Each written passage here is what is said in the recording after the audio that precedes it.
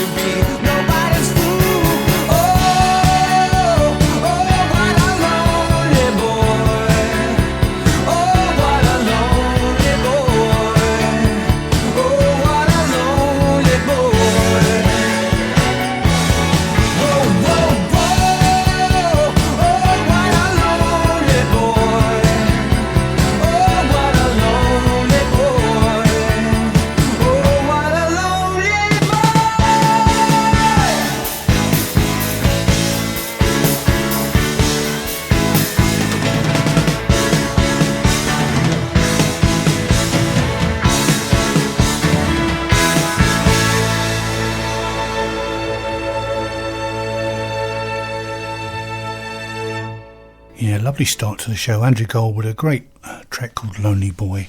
The first one of Ade's top 8 tunes. How were your earliest musical influences? Who got you into music? Was it you? Did you come from a musical family? Were your parents very musical? Brothers, sisters? Yeah, I do come from a musical family. Both my parents sang and were in local operatic societies, which I later joined as well when I was old enough. My sister, she's very musical and plays. She always seemed to be playing a different instrument every time. She played the flute and she sang and played. I always hate talented people. I didn't quite get her talent. I can play keyboards, but I never got the flute and some of the woodwind instruments or anything like that. So growing up, was a radio on in your house? You were listening to all the hits of the day? Yeah, pretty much. And I think it's probably my sister's dance set in her bedroom, and I used to go and play it and pinch her singles when she was out. Lovely. 'Cause she's a bit older than me, so she probably doesn't know that.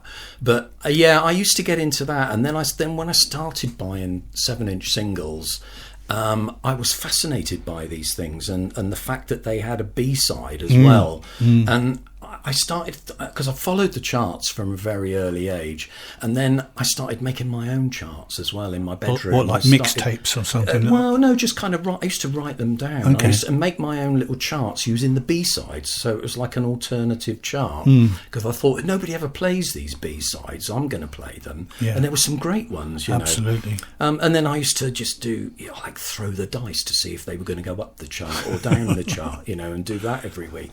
So that was the kind of inner DJ in me trying to come out, I guess. Well, it's coming out now, mate. Yeah. Don't throw the dice anymore. But no. That's kind of how I got into it, I think. And then, then I bought my own record player and just been collecting. So your first record was the one you told me about earlier. What was your first album you bought? Do you remember? I don't. I tell you what I did buy, though. I remember going out, because I didn't have much pocket money when I first started, and I used to go out and buy those Woolworths Top of the Pops things. Yeah. Very collectible now. I've got quite a few at home. And Woolworths also used to sell these 6-track EPs. They were like on a blue label, and there's a guy called the Alan Caddy Orchestra, and he used to cover all the songs of the day. Yeah. And they had very famous singers. People like Elton John used to sing on them, and pretend to be someone else, And I've still got some of those lying around at home. Do you still play vinyl now? I do. Bought myself probably the best turntable I've ever had about 5 years ago. Excellent. And I still buy vinyl. It's blooming expensive now, now. but I like to go to record shops and buy second-hand albums whenever I can. Yeah. 12-inch singles I'm a big fan of as well. So I have a lot of 12-inch singles. Excellent. But I still buy vinyl. Excellent. So you should. I often go to record fairs and stuff like that. I have a rule that if I go across the threshold of a record shop, I must come out with something. Yeah, indeed. And sometimes I have to look very deeply, but I do come out with something in the end. Yeah, I balk at some of the prices, but you can find some record shops where they haven't overpriced. Some of the new stuff is just... I find it astounding, actually. I was just very briefly, and I know this is your show, not mine. I watched a Simple Minds documentary on YouTube the other week, and I thought, my God, their early stuff is really good. I kind of missed them first time round. Went into the record shop, picked up a Simple Minds 77 to 79 on vinyl, 39 quid. Yeah. I thought, looked in the CD rack, £6. Yeah. So I bought the CD, which is, I didn't want to do that, but I felt I was backed into a corner. I think you've got to really like a band to pay for something new now. Definitely. And considering, streaming services is, I'm lucky enough to be able to listen to anything anyway. Moving on, it's not about me, it's all about you. Your second track is a Paul Young track, Every Time You Go Away. I remember this when it first got released. Yeah, it's the album more than anything. This is one of my favourite albums. A lot of people say that No Parley was his best album. It's his most popular album, I would say. Yeah, and I think the fact that he had those backing singers on it gave it that kind of soulful approach. That's what made it such a great album, and I think it's the secret of associations, the album. And I bought it as a cassette. It was at the time when cassettes were still out, and people were getting those instead of albums.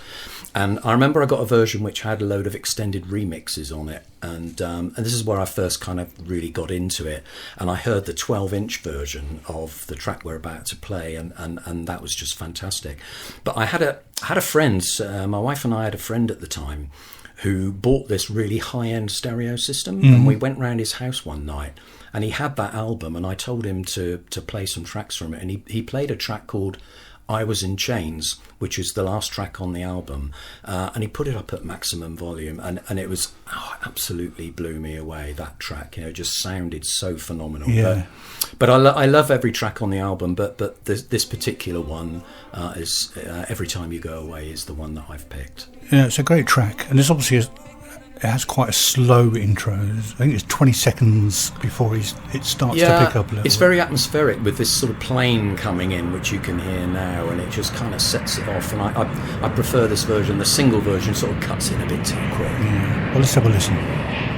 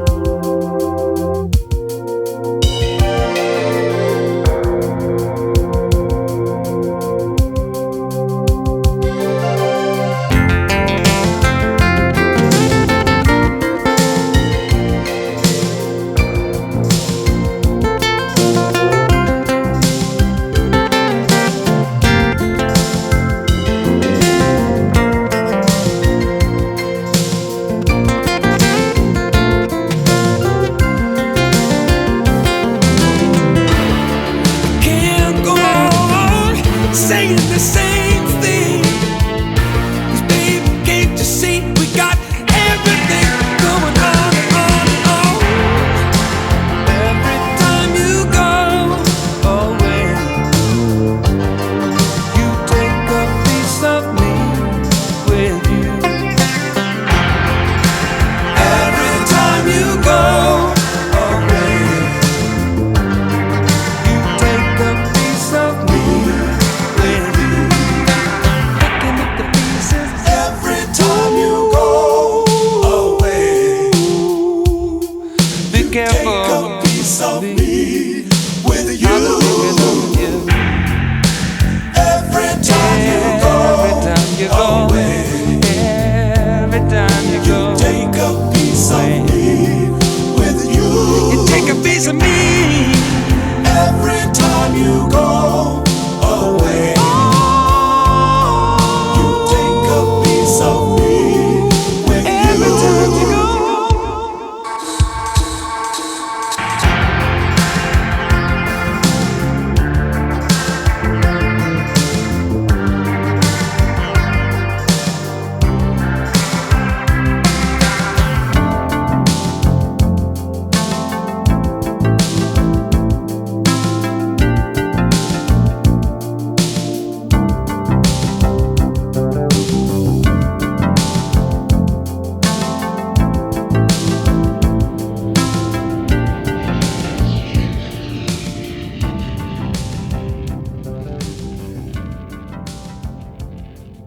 Bit of Paul Young when he was in his prime. Every Time You Go Away, album version, which is the best version that you suggested I play tonight. Yeah, love that. And all the extended versions on that album are great, actually. Yeah. I love a 12-inch single. Back in, I used to probably early 80s buy lots of 12-inch singles. Not so much now. I think I'd get bored after an 8-minute version of some songs, but I did love them. Yeah, I used to run a disco when I was in my early 20s in Salisbury. My dad built it for me, and it was called Nibbler Disco. And I used to work in a shop, a gents outfitters, and it had all these posters. They used to sell Wrangler jeans, and they had all these sort of saucy posters of people's backsides in Wrangler jeans. And I put a big picture up and stuck it on the front of my disco and called it Nibbler Disco. Nibbler. And that's when I got into 12-inch singles. So I got a big selection of those, and I still try and seek them out in record shops as well now if I haven't got them, and try and find some old 12-inch singles. Yeah. The 12-inch market, 12-inch vinyl market is still pretty vibrant. I think there's it's great. I love it. It's a great thing to do. Anyway, I'm going to move on to your film, and you might just hear in the background some music that does relate to this film. This is one of my favourites, actually. It's a great film, and I always remember the tagline, "If you build it, they will come." Yeah. This is James Horner that you can hear in the background, and I'm not into buying soundtracks, but this is one album that I just had to buy the soundtrack for. And even just listening to that now, it gives me shivers up my spine. This film, it's such a fantastic film. I think people who knew me would probably say, if you're going to ask me my favourite film, they're probably going to say he's going to pick a Star Trek movie, because I'm a big Star Trek fan. But Field of Dreams, was it 89, Kevin Costner? And it was, about, I guess everybody pretty much knows about it. It was about a farmer who hears voices in his field telling him to build a baseball diamond, and he doesn't know why, but he sets about building it. It's a great story, actually, isn't it? It is, and I don't know why, but every time, it's the one film that every time I watch it, I'm not ashamed to say I just well up, and there are certain scenes in it which just kind of push me over the edge. I do remember that, and I do, some people say people like it because they've maybe had daddy issues, and that kind of thing is about kind of meeting his father and not being the great son that he could be. But that's not it for me. And I don't like baseball, and that doesn't matter when you watch this film. No. It's just about kind of believing in something in your heart and following your dreams. Sure.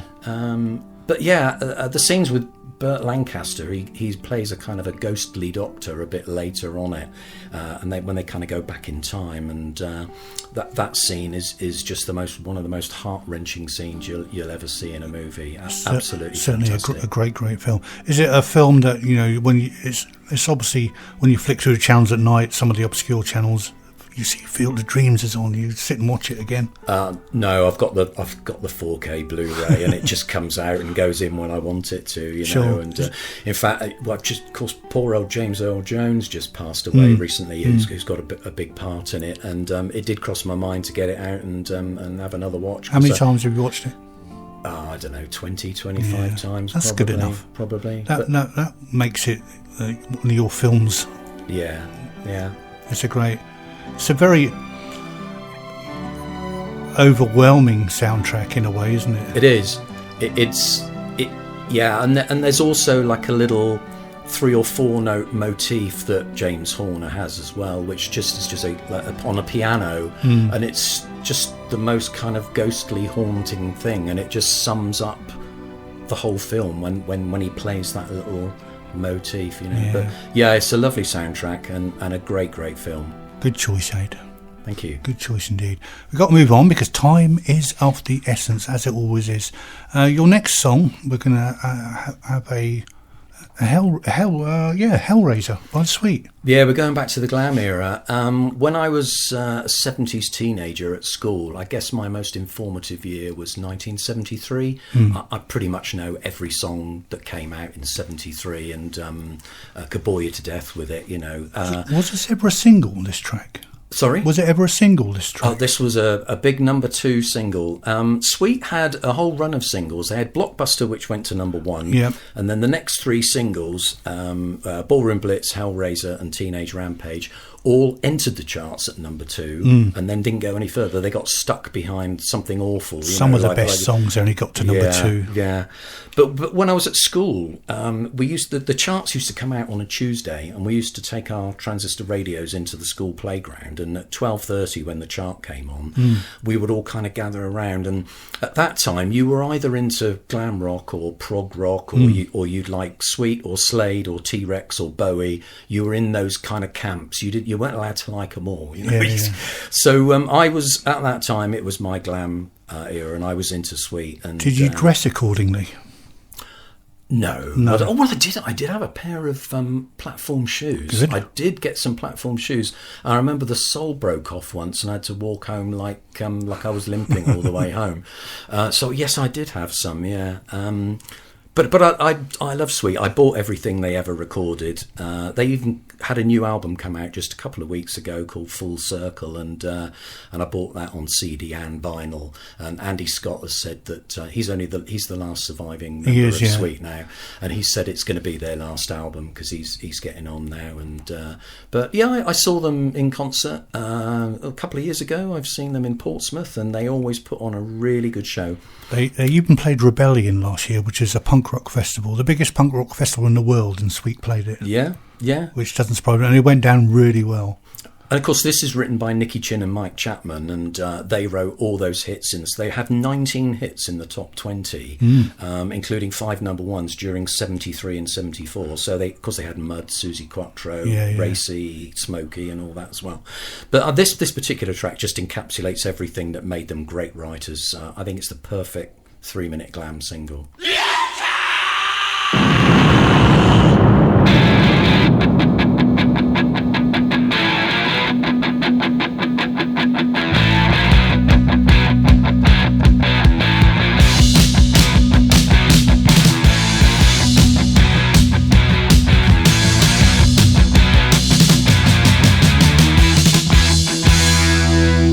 Mama let me out on a Saturday night. She said, now go out and get her going.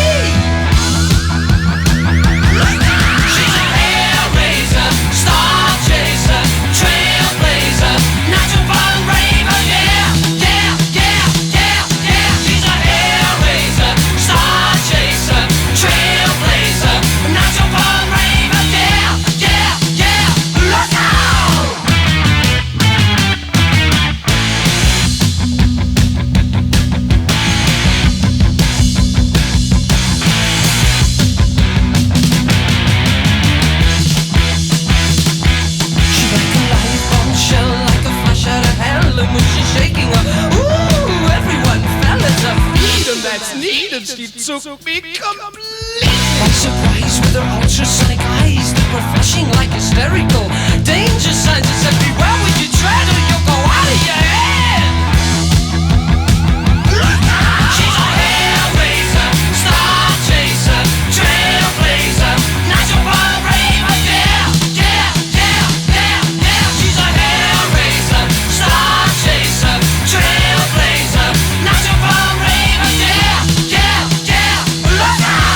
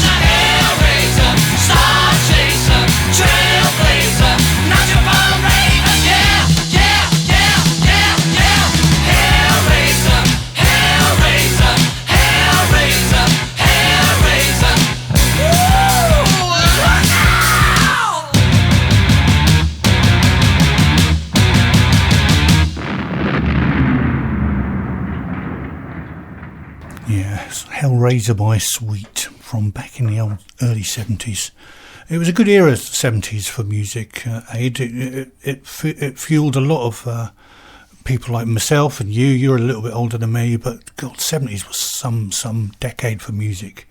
Yeah, when you think, that pop music only really got going in the sort of early 60s, we're only 10 years later and we're getting tracks like that in the charts. It was, these tracks were so kind of big and brash and so well produced as well at the time. They sounded great on the radio, 73, 74, 75 for me is the kind of the pinnacle of that when I was really, in my informative years. It was just fantastic. Yeah, absolutely. And we're going to play a track now which is jumping forward a little bit from that era, which is the Smiths. So, yeah, we're going up into the sort of late 80s now. Yeah, absolutely. Were you a big Smiths fan? Were you a big Morrissey fan? I was eventually, but I wasn't at first. I didn't get into the Smiths until a little bit later when How Soon Is Now came out. And I heard it on the Top 40 Sunday show.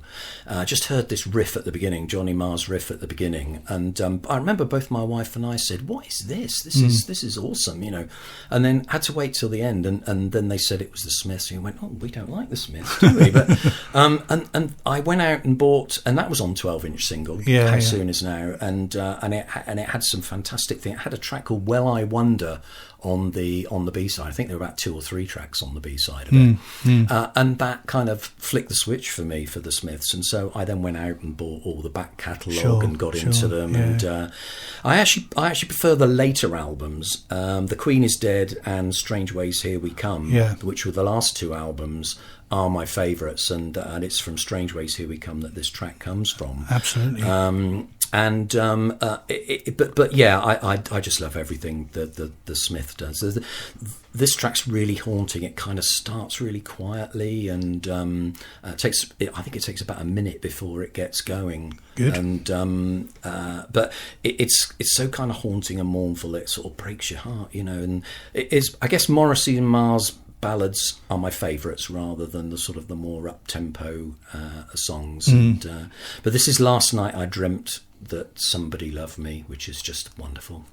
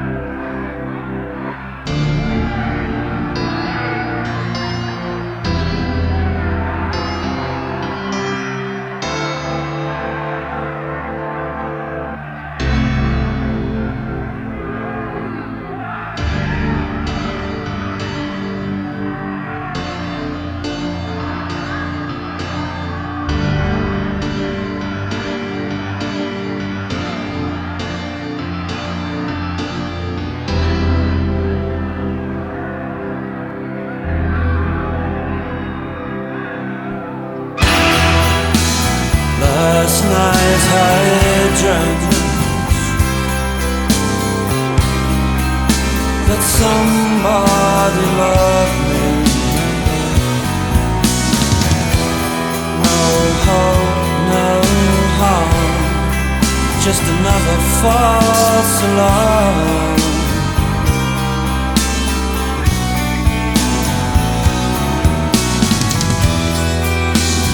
Last night I felt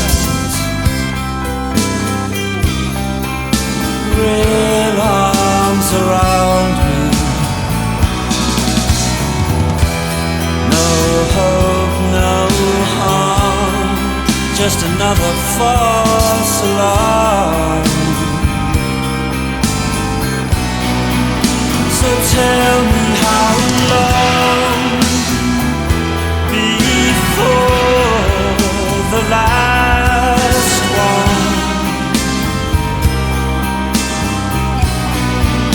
and tell me how long before the right one.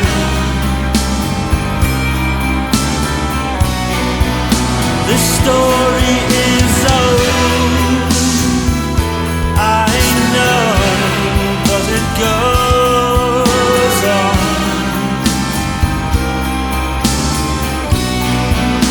The story is old, I know, but it goes on.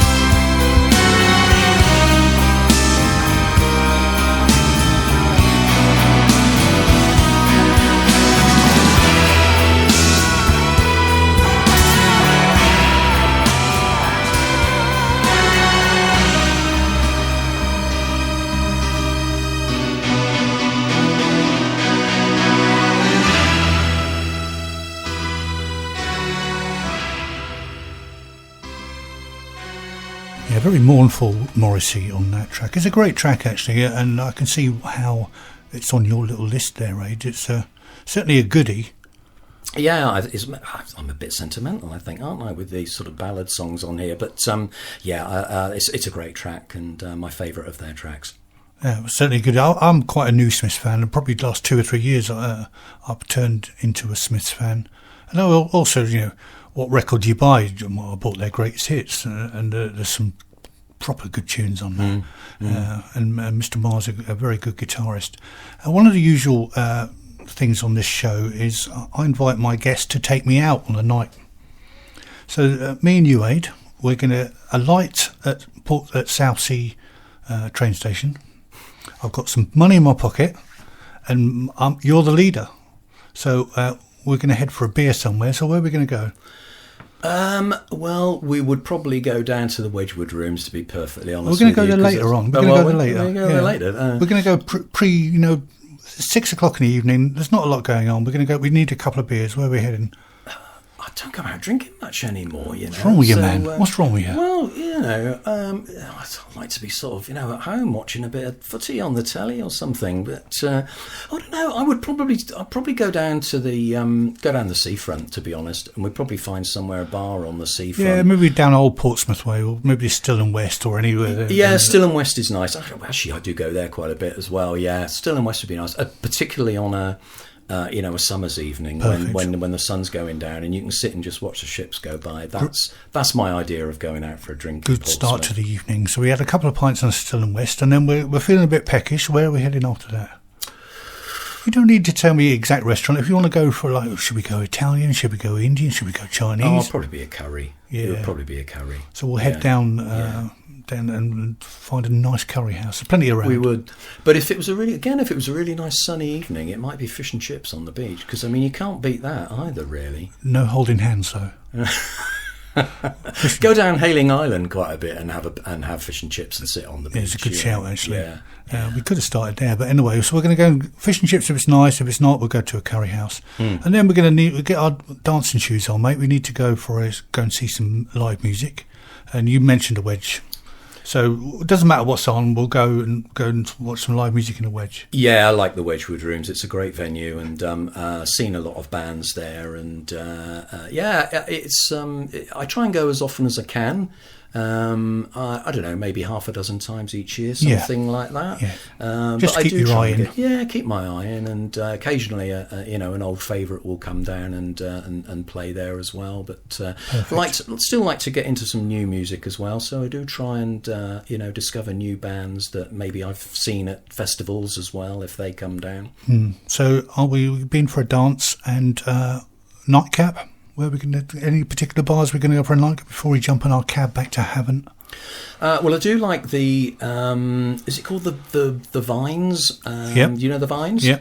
Played there with my band once. Cool. So but that's a nice place. So we'll probably end up going in there for a swift one before going home, I think. Nice, nice night out. Suitably refreshed, drink-wise and food, a bit of music. That's what you want, isn't it? Of course, yeah. Right, jumping back to your musical choices, because time is against us, as it always is. Bachman Turner Overdrive, but it's not going to be the obvious one either. This is Sledgehammer's your choice. It is. I loved You Ain't Seen Nothing Yet, and then the follow-up single was Roll On Down the Highway. And again, I'm going back to my B-sides again. The B-side of that is Sledgehammer.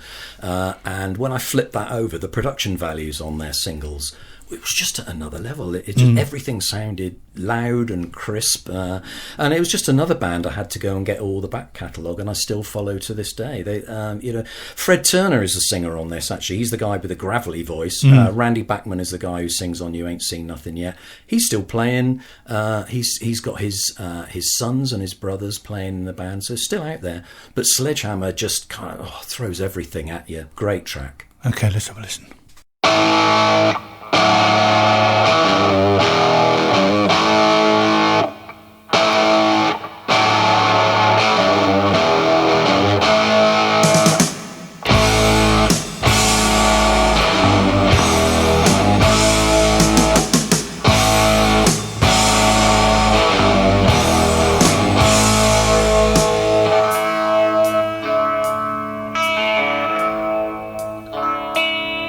For days I have tried to forget you and not care where you are, no matter where you are. But rainbows are not made from memories. I got to try to find a way to ease my mind. You're like a sledgehammer.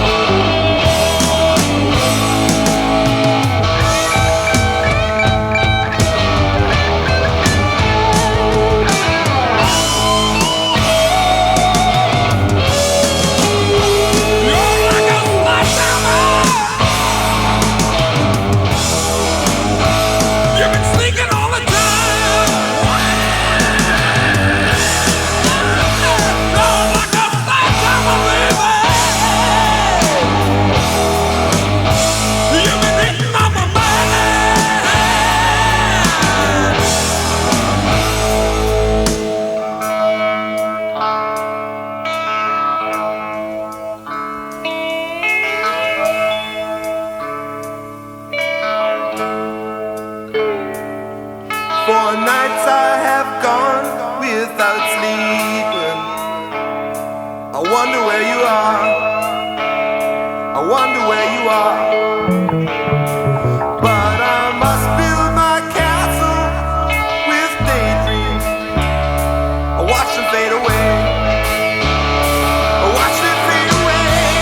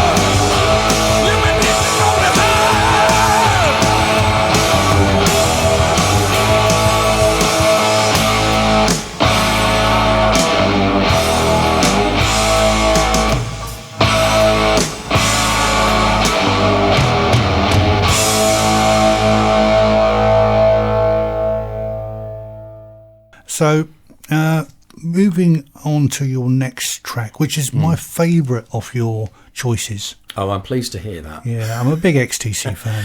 Well, I am, and XTC is my band. That's my favourite band of all time. And I found this, which I'm holding up, which nobody can see, but this was my introduction to XTC. It's a 12-inch single called 3D EP, which I saw in a record shop. It's got their debut single, Science Friction, on it. Sort of post-punky, spiky era that they had, and then they went through a kind of guitar rock era, and then into the sort of pastoral period with the album Mama, which this track is from. Because Andy Partridge withdrew from touring, as I'm sure you know. He got issues. He had a lot of issues on stage and everything, and then they went kind of a bit more pastoral. And but they're great. XTC are fantastic, and my highlight for me was being able to chat with Andy on Twitter. Actually, he was quite open to chatting with people. Nice. But he doesn't do it anymore, unfortunately. But yeah, this is "Love on a Farm Boy's Wages" from the album Mama, which is my all-time favourite single. Perfect.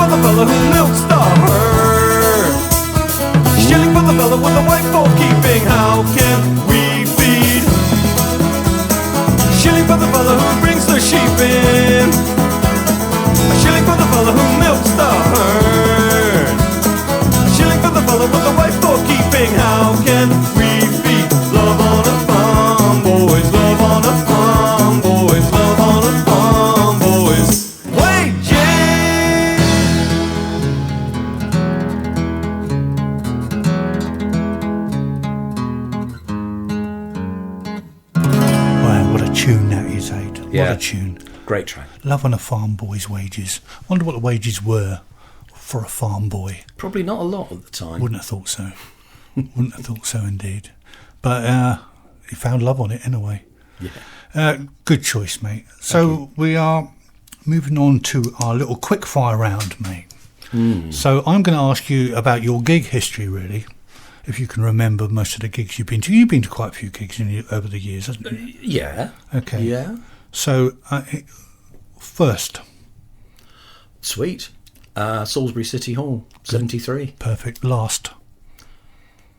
Well, Wouldn't have been that far long ago, mate. no, probably it would have been Wickham Festival just recently where I was working. Okay. I saw Susie Quattro, and I met Susie Quattro there as well. I had a chat with her. Was she good? She was great, actually. Yeah, better than people were thinking she was going to be. Excellent. Worst. Well, Hugh Cornwell. I just told you that, didn't I, off air? I went to see him and he was very disappointing, and we walked out. Is that the only gig you walked out on? I think so, yeah. 20 years ago, that was, mind you. Wishbone Ash, we went early because they were too loud. Loudest gig, that's the loudest gig I've ever been. Was that your next question? Next question is loudest. Okay, well, that was Wishbone Ash. They were ear-bleedingly loud. My God. Yeah, and we had to leave because we didn't have any earplugs or anything. I wear earplugs now to gigs, Yeah. to be honest. It just cuts out the horrible bits and makes you think. Yeah. Best gig. Pink Floyd. Where? At Earl's Court. Was that in the 87, I think it was. They were doing, I think it was the Pulse tour. It was the one where the seats collapsed. I don't know if you can remember. I can't remember that. We weren't there that night, but the next night there was a collapse of some of the. Nobody was hurt, but there were some of the seats collapsed or something. Right. But that just the light show for that and the music just blew me away. Yeah, That definitely. was phenomenal. band you've seen the most? Probably Tankus the Henge. Really? Yeah, I love them, and they played at quite a few festivals I've been to, and I've been to see them individually, on their own gigs as well. Sure. So I've seen them a lot. Yeah. Good. Most surprising? Which band did you go and thought, you weren't expecting a lot, and you walked out thinking, they were good? Oh, you got me there. I don't know. Well, yes. Actually, the XTC, the EXTC, the cover thing, I wasn't expecting that to be very good, but actually that blew me away. That was a lot better. I was prepared to be a little bit underwhelmed by I that, agree. but it was good. I've seen them. Good. They were good. They are good. And if you get a chance to see them, they're still touring around at the moment. Go and see them because they're good at what they do. Yeah. My next one is Happy You Got to See. A band that obviously are not around so much anymore, or not around at all. You managed to get to see them. I think Queen for that one. Yeah. I did see Queen during the Works tour. That was like Hammer to Fall and that kind of era, and that was at the old Empire Pool, Wembley. Oh yeah. We didn't have great seats because there was a big speaker. We were kind of up to the left-hand side, and the speaker was blocking poor old Freddie Mercury in the front, and we could see the rest of the band. But we missed a lot of it. But that was that was good, and I'm glad I saw them. Yeah, definitely. Wish you could have seen. XTC. Did you not see them when they? Well, no, I didn't see them as a band. I saw Colin Moulding singing some songs with some other guys a few years ago, and I've seen Terry Chambers, as we just said, as XTC, but I never saw the band as a threesome, and I wished I had. Sure. Second last question. Your next gig?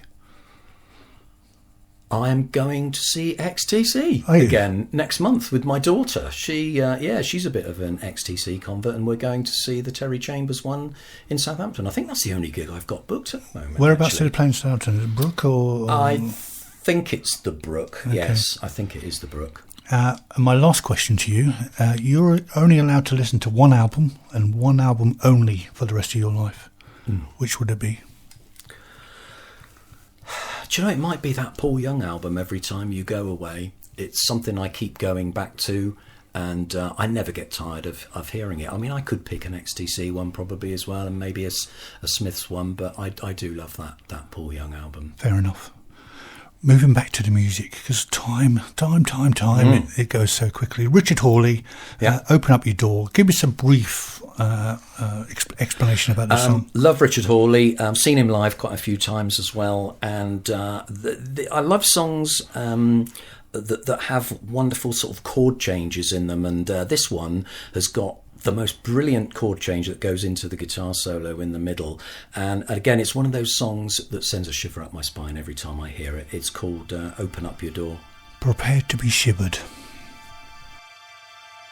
Open up your door. I can't see your face no more.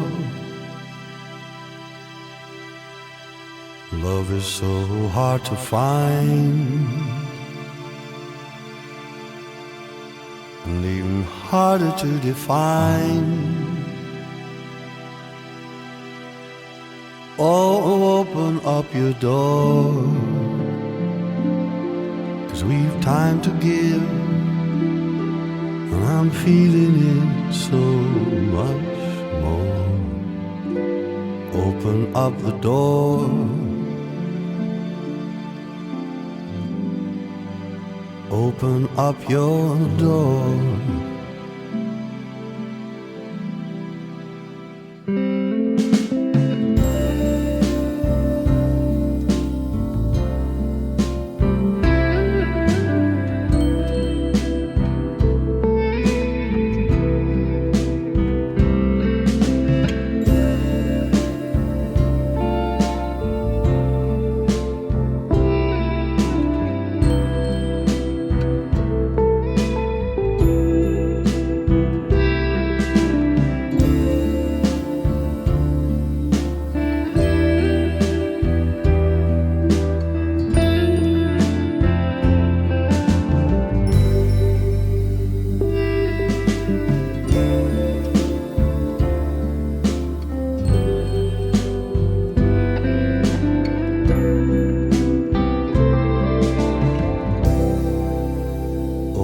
Up the door.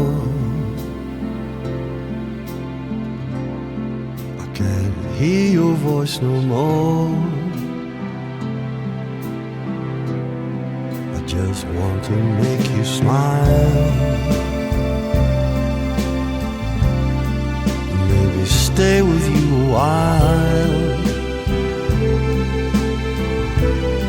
Oh, open up your door, we've time to give. My feelings aren't so obscure. Open up the door.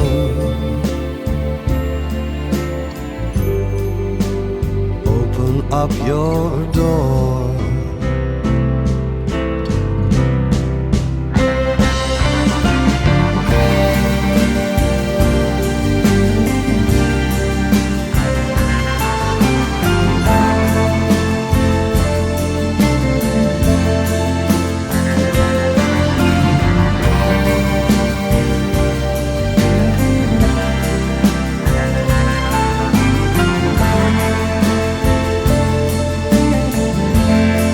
So open up the door, 'cause we've time to give, and I'm feeling it so much more. Open up your door. Open up your door. Love is so hard to find, and even harder to define. Oh, open up the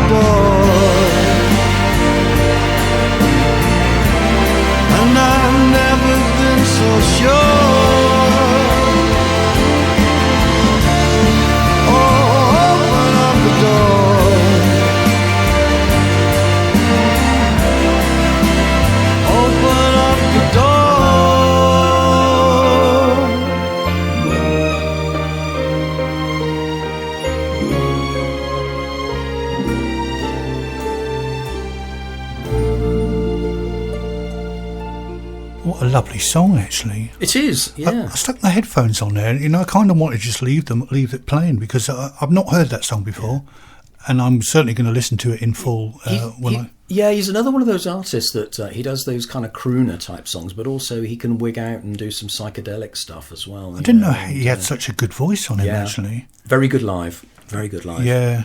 I may have seen him at some point at a festival or something. He played End of the Road this year, so I saw him again quite recently. Did you go to it? Do you go to them? I work at End of the Road. I'm a steward there with my wife, and we go every year and work behind the scenes. I know a lot of friends who went this year. We went to Bearded Theory this year, or this year. Yeah, it is this year. It was a mudfest, to be honest. It was it was interesting, but we did talk about End of the Road. I know a lot of people who do Bearded Theory also go End of the Road. It's that type of friendly festival. Very much so. Yeah. It's worth going. Yeah, maybe I shall look it up and maybe dive in there. Just touch quickly on your book, and it's a book that we all love. Yeah, I don't read that much fiction, to be honest with you. I do read a lot of autobiographies, particularly musicians. I like reading about bands, XTCs, Depeche Mode, Kraftwerk.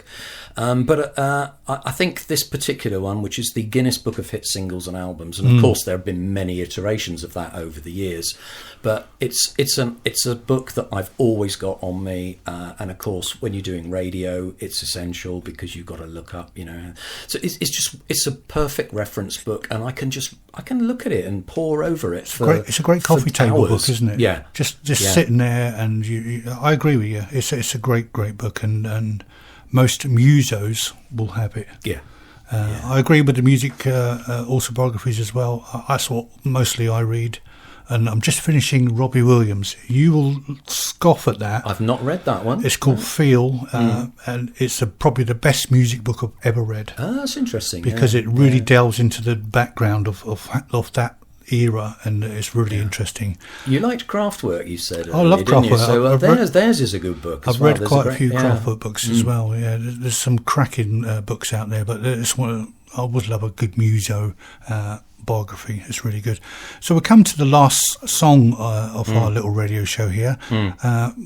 Well, before you introduce it, which song was your all-time favourite in that little 8 that we played? Was it the XTC track? Yeah, I think it was the XTC track. It's one I go back to. But Alice is right up there with my all-time favourites. I got into Alice very early on as well. First saw him doing Schools Out on Top of the Pops, which I guess everybody remembers that clip. And then I went back to the earlier albums, and there was a kid at school. Can I say his name? I can still remember his name. I think it was Steve Colwill, I think his name was. And he had the 2 earlier albums, Love It to Death and Killer, which came out before School's Out. And I borrowed Love It to Death from him, and I never gave it back. I've still got it to this day. So, Steve, if you're looking for it, I've got it. And then, of course, $1 Billion Babies came along after that, and Alice was a superstar, and I've still followed him. I've got 38 albums by Alice. I think. Oh God, 38! Yeah, and he's still bringing. He had another one out last year called The Road, which is a great album. He had a bit of a duff period in the mid '80s where he of course he was an alcoholic and had to come through that. He's just fantastic, and I guess trying to pick one track was really difficult, but I think the single that he brought out that I just love, again for its production values and it's just so well put together, it's Elected. I just think it's a masterpiece. It's a great song. Just before I play it, I just want to say thank you so much, Ade, for coming on my little radio show here on The Flash. Pleasure, lovely talking to you. No, it's been really great. I've really enjoyed it. If our listeners would like to come and sit where Ade is, just drop The Flash an email. Just say who you are and your music connections to Portsmouth, and we'll get you on. It's very simple. We're going to play out with Ade's last choice, which is Alice Cooper and Elected.